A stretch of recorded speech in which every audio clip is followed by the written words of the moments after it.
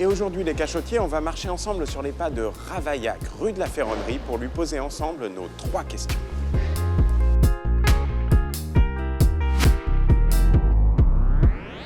Nous sommes à la fin du XVIe siècle et c'est chaud. Des cathos intégristes pensent que les protestants n'ont rien à faire en France, ni ailleurs d'ailleurs. Les tensions religieuses vont complètement pourrir le règne d'Henri II, qui finira par mourir d'une lance dans l'œil, même si ça n'a rien à voir. Son fils, François II, meurt d'une otite après seulement 1 an et demi de règne. La poisse. Charles IX, le frère du précédent, monte sur le trône et là, ça dégénère sévère, en mode guerre civile et massacre. Il meurt à son tour sans héritier et Henri III, le dernier frère, accède au pouvoir. Il fait le choix d'une politique plus tolérante envers la réforme protestante et il sera assassiné par un moine sur ses chiottes. La grosse poisse. Maintenant, on n'a plus de frères dispo, donc on va chercher un lointain cousin, Henri de Navarre.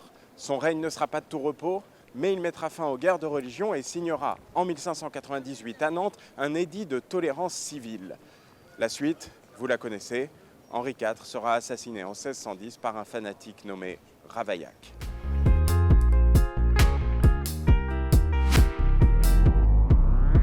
« 13 mai 1610. François Ravaillac vole un couteau de cuisine dans une auberge. Le lendemain, 14 mai, Henri IV apprend que son ami Sully est malade. Il se prépare pour aller lui rendre visite chez lui, dans le Marais.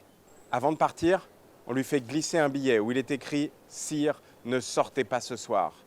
Habitué des menaces, il y va quand même. Il est près de 16 heures quand le carrosse quitte le Louvre. En sortant, personne ne prête attention à Ravaillac qui attend là depuis le matin. Arrivé rue de la Ferronnerie, ça bouchonne. Une charrette et un chariot de vin sont à l'arrêt. Impossible de doubler, il faut stationner sur le côté. Ravaillac s'appuie alors sur une borne au sol. Il saute sur la roue arrière du carrosse et plonge vers le roi. Il le frappe ensuite de plusieurs coups de couteau. Puis il reste là, hébété, jusqu'à se faire arrêter. Le roi est ramené en urgence au Louvre. Mais c'est trop tard, il est mort. Complot? Loup solitaire? Pour qui? Pourquoi?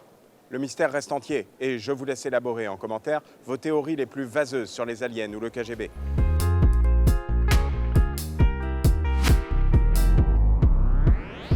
Le détail caché, il est au sol. Nous sommes rue de la Ferronnerie, à 2 pas de l'ancien cimetière des Innocents, et c'est précisément ici qu'a été frappé Henri IV.